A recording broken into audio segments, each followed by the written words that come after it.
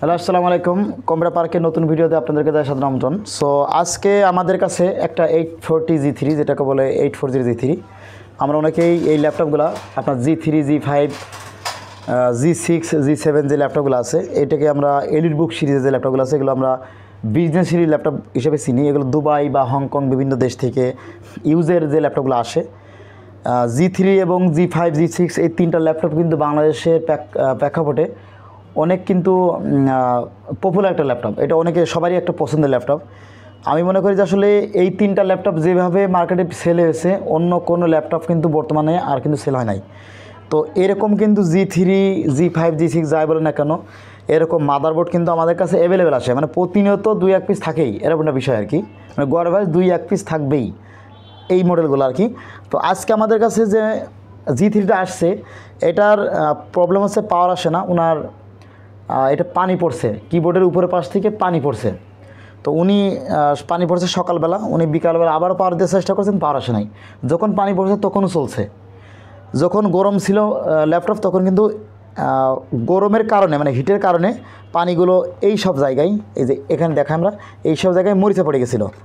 তারপরে আপনার আর দেখায় যে এইসব সিরামিক ক্যাপাসিটর মানে আশপাশ দিয়ে বেশ ফিজিক্যাল মানে আপনার মরিচা পড়ে গেছিলো, মানে ফাঙ্গাস মতো পড়ে গেছে, সাদা একটা ফাঙ্গাস মতো ছিল। তো তখন আমরা এটা প্রবলেম দেখি, আসলে মাদারবোর্ডে কোথাও কোনো শর্ট পাওয়া যায়নি। ক্লিন করার পরে কোথাও কোনো শর্ট পাওয়া যায়নি। আমাদের মেন প্রবলেম ছিল মেন যে মসফেট, মানে 19 ভোল্টের মেন যে মসফেট থাকে G3 G5 G6-এর, এই মেন মসফেটে 19 ভোল্ট ইন হয় বাট আউট হয় না। তো এটার প্রবলেম এটা অনেকে দেখা যায় যে অটোমেটিক চার্জিং এসি চেঞ্জ করে, বিষয় এরকম না। এখানে আসলে এর যে গেট ভোল্টেজ মানে হাই ভোল্টেজ, এটা তো N channel MOSFET, gate voltage high voltage তৈরি হয় না। এটা মূলত রেজিস্টার থেকে প্রবলেম ছিল, পুল আপ এবং পুল ডাউন রেজিস্টার, যেটা আপনার পুল আপ এবং যারা সার্ভিসিং কাজ রিলেটেড কাজগুলো করে থাকেন মাদারবোর্ডের কাজগুলো, এর কিন্তু অনেকে জানেন যে আসলে পুল আপ এবং পুল ডাউন রেজিস্টারটা কী। আমাদের কাছে ব্যাকআপ বোর্ড ছিল, সেম কোয়ালিটি ব্যাকআপ বোর্ড ছিল, যার কারণে আমরা আসলে সহজেই কাজ করতে পারছি। আমরা চার্জিং আইসিটাও চেঞ্জ করছি এবং pull up pull down register change করছি। চার্জিং আইসি চেঞ্জ করছি একটা কারণেই যে এটা আসলে চার্জিং আইসির প্রতিটা দাঁতগুলা সেগুলো কিন্তু একটু জং ধরা ছিল। আমরা কিন্তু ঝালাই করে না করে আমরা ডাইরেক্ট চেঞ্জ করে দিয়েছি। আমাদের কাছে চার্জিং আইসি যেটা চেঞ্জ করেছিলাম সেটা এখানেই রাখছি আর কি, ভিতরেই।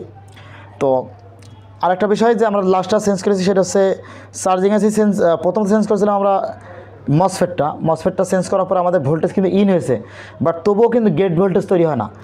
তো পরবর্তী আমরা পুল আপ এবং পুল ডাউন রেজিস্টার দিকে প্রবলেম পাইছি, আমরা চেঞ্জ করেছি।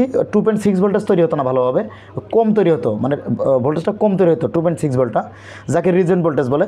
তো ওইটা যখন দেখি প্রবলেম হয়েছে, প্রবলেম হওয়ার আমরা ফল্ট করার পর আমরা পুল আপ এবং পুল ডাউন রেজিস্টার চেঞ্জ করেছি, প্লাস হচ্ছে চার্জিংয়ে চেঞ্জ করেছি। চেঞ্জ করার পরে এটা কিন্তু প্রপার এখন সমাধান হয়ে গেছে। এবং আমরা যদি আপনাকে দেখাই তাহলে খুব সুন্দরভাবে এখন পাওয়ার আসবে।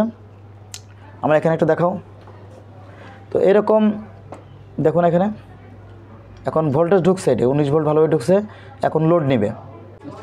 সো দেখুন আমরা আসলে এটা প্রপার পাওয়ার আসছে। এখন আমরা আপনাকে দেখে দিব যে পাওয়ার আসছে কিনা, এবং যেহেতু পাওয়ার আসছে, পাওয়ার থাকলে অবশ্যই ডিসপ্লে আসবে, এটার মিসিং হবে না। ডিসপ্লে না আসলে সেই ক্ষেত্রে আমাদেরকে ডিসপ্লে কেন আসছেন, র্যাম ভোল্টেজ আছে কিনা, র্যাম ভিডিডি বা ভিডিডি ভোল্টেজ আছে কিনা সকল প্রকার টেস্ট করতে হয়। নাহলে যদি সকল প্রকার ঠিক থাকে সেক্ষেত্রে আমরা বায়োস করে থাকি। অনেক সময় দেখা যায় যে G3 বায়োস করতে গিয়ে কিন্তু অনেকে আছে যে সিম্পল নতুন কাজ শিখছে, বোর্ডিং ডেট করে ফেলে। তো আমরা একটা অনুরোধ সবাইকে করব যে আপনার আশেপাশে নর্মাল জায়গায় দেওয়ার থেকে যদি ভালো কেউ কাজ করে থাকে তো অবশ্যই সেখানে কাজ করবেন। তার আগে যদি নর্মাল জায়গায় দেওয়ার থেকে আপনারা চাইলে আমাদের কাজ করে নিতে, আমরা আপনাকে যে প্রাইসে কাজ করে দিব আপনার ইনশাল্লাহ পুষিয়ে যাবে।